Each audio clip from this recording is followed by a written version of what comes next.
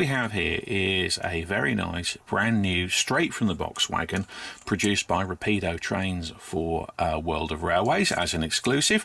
It originally was a 1907 private owner wooden bodied wagon, but in the period that it's modelled here, it's actually owned by the National Coal Board and is an internal user wagon.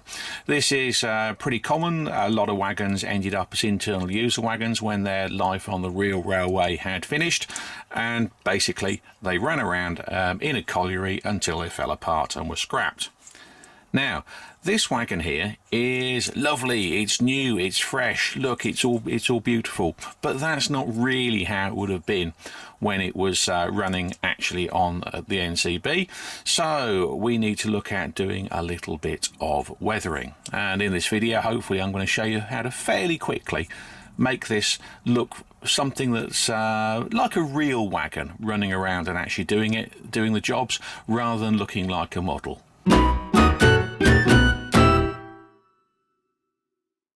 Step 1. Take the model to pieces, because the things we don't want to get paint on. The wheels pop out easily enough, just bend the side frames a little bit and out come the wheels. They're nice metal wheeled, nice double spoked metal wheels as well, quite appropriate for the wagons themselves, which is good. And then we'll also take out the couplings, because although you can avoid getting paint on them, it's not easy, and I'm quite clumsy.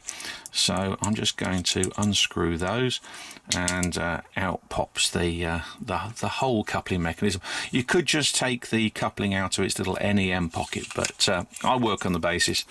Let's take out the whole lot, and we don't risk getting paint anywhere we don't want, such as inside the NEM pocket. A little bit of a wiggle there. There's a little tail on the back end that helps centre the coupling. So those are out, and now the wagon is ready for me to ruin it, as a collector might say. And I'll put these, but first I'll put these bits to one side and try and keep them safe.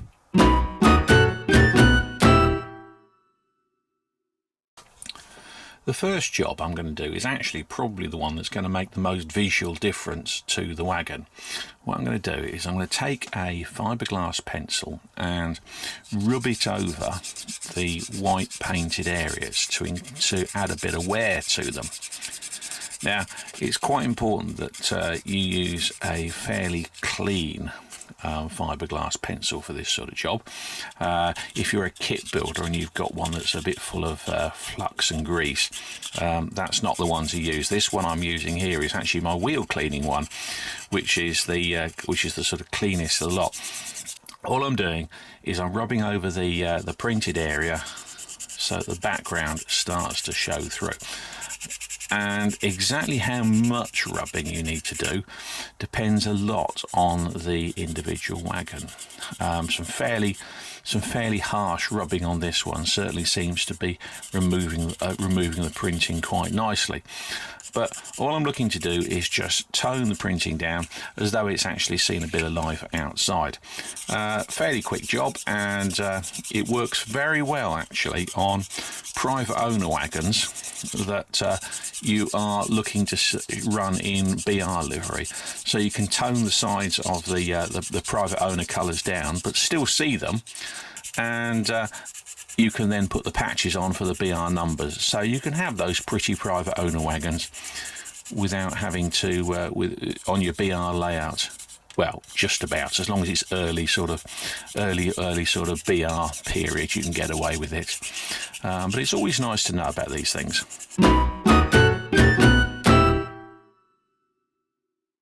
Next up, another fairly serious visual mortification, and that is to look at a replacement plank or two. And all I'm doing for that is taking a pot of Humbrol 93 and just painting it over the on the wagon side to replace an entire plank. It doesn't need to be perfect paintwork for this job, which is handy, because it's slightly tricky trying to do this and balance the video camera, because once I've one of the final stages will be to wash the wagon over with a bit of dirt, and that will hide any things. Now that's not a particularly great job I've done there with that one, but you can see that it looks a bit patchy, and that, trust me, when we get to the final stages will look fine once it's dried. Don't forget, you need to think about the inside as well, and so I will tackle trying to get the right plank on the inside. Just pop that in there. I'll tidy that up in a minute, and there we go. Right, a replacement plank. I think I shall do one on the other side. I'm using a pale brown because, again, once I've washed the wagon over and dirtied it, it'll look fine, and the colours will start to blend together.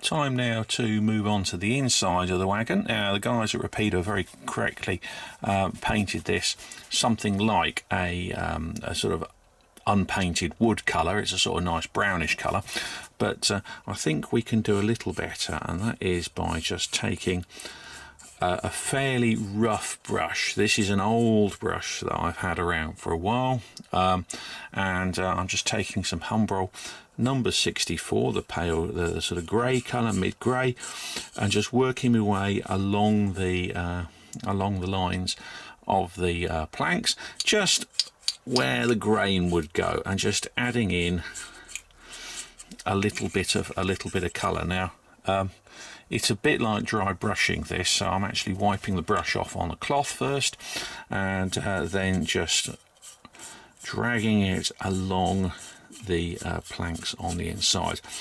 You could argue that coal wagons would actually be black inside, and they would, but you'd still see some of the underlying wood showing through.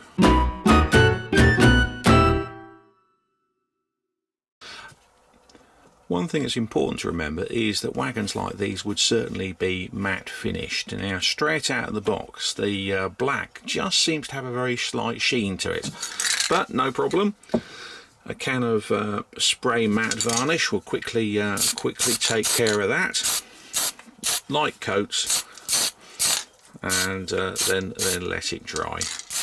And as well as taking any sheen off, it'll also provide a very slightly rough, at a microscopic level, surface for the weathering powders that will be coming later.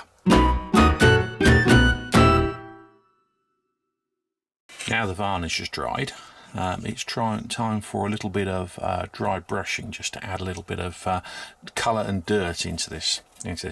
The old brush is back, and I've got a pot of Humbrol 173 track colour and 69, which is tank grey.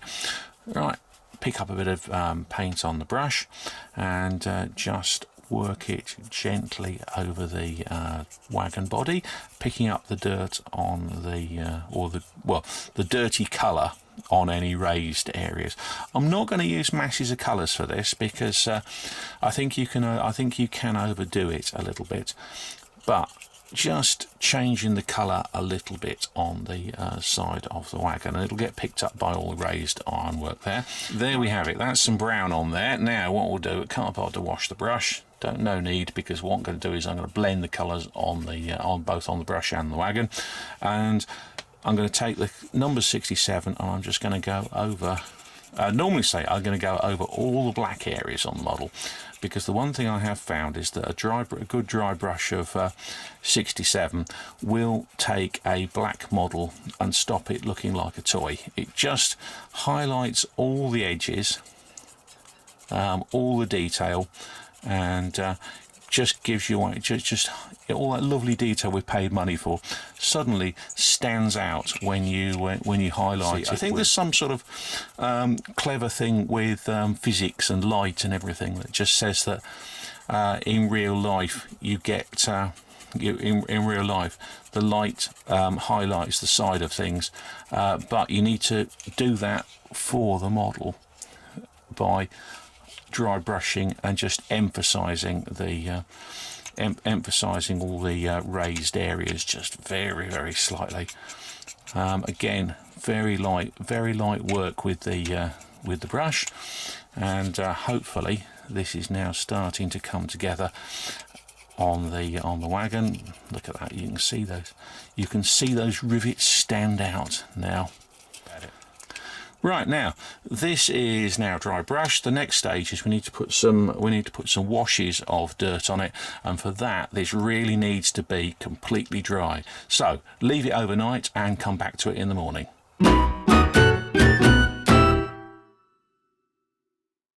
The wagon's now had overnight to dry, so all the enamel paint on there should be good and hard, and it's actually looking pretty good.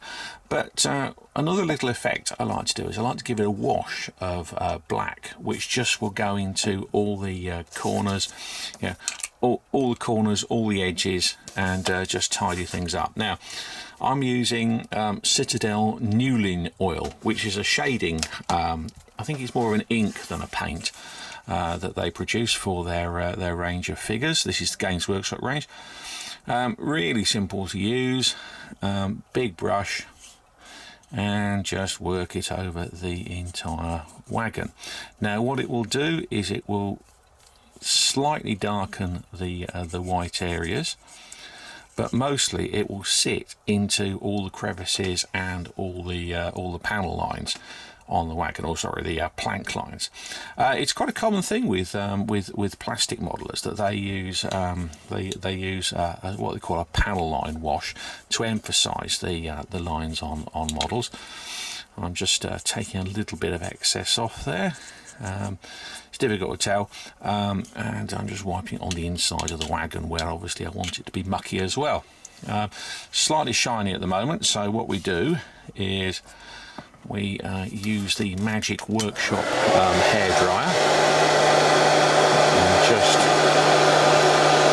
fairly quickly you'll see that there we are, it's dried. Now, to be fair, it's a black wagon with black weathering on it, so all we're doing is toning things down, but you should be able to see that the wording now is just slightly darker, and all the various areas, you see that started to pick up a bit of muck on there, and we're getting a nice matte finish black wagon, which is what we're aiming for. Which leaves me only one step now, and that is to crack on with some weathering powders.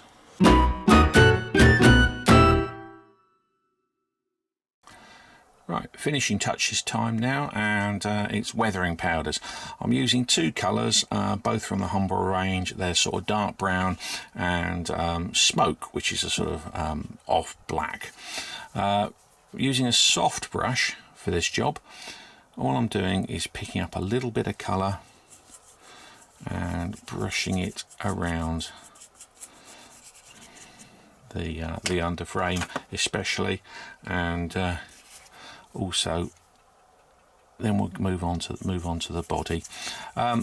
Really tiny amounts of powder required for this sort of job, and I do tend to sort of brush it around quite liberally.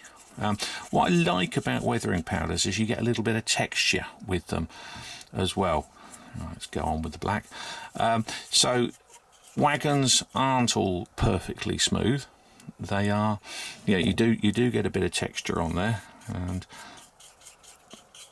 also it's another shade of black, which I know probably sounds a bit weird that there's multiple shades of black, but there are, and this stuff will just stick to the sides and give you the finishing touches, especially inside. You can see I've already had a go at the inside on there, and it's all about gradually toning down the colours on the wagon, blending them all in so they are a general shade of muck. You notice that I don't bother using different brushes or anything. I don't clean the brush between the two, because again, on the real wagon the colours would blend, and so I don't see why I shouldn't blend the colours on the on the model as well. fairly subtle. As I say, it's quite a messy job this, so do work over some paper or something like that. Now, one question people will ask is, do I bother sealing the colours, sealing the powders in once I've done the work? And the answer is no, because that sort of micro roughness added by the matte varnish, sorry, brain going, trying to do two things at once, difficult. The matte varnish will have added a micro level of roughness, which will grab the weathering powders quite nicely. I also like the idea that that if you handle your stock a lot, the idea is that it will gradually, the powder will wear off a little bit on the areas that are raised and would probably be clean anyway, so they'll only become more realistic. The other thing is that if you seal weathering powders with something like varnish, it changes the colour. So right now I know what colour this wagon is going to be. It's this one. But if I mess around with varnish, then it's a whole different kettle of fish. It will change the colours. But your mileage may vary, as they like to say on the internet, so experiment away. Right, okay, powder's on, job done. I've just got to put the wagon back together again and we're finished.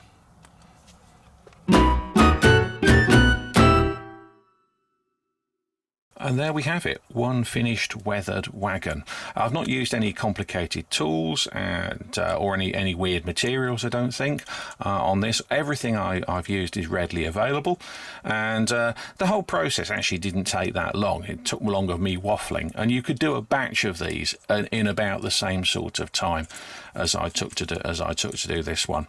So I hope this has encouraged a few more people to get their wagons dirty. Obviously, all these techniques will work on all wagons in all scales as well. So give it a go and let us know how you get on. Happy modelling.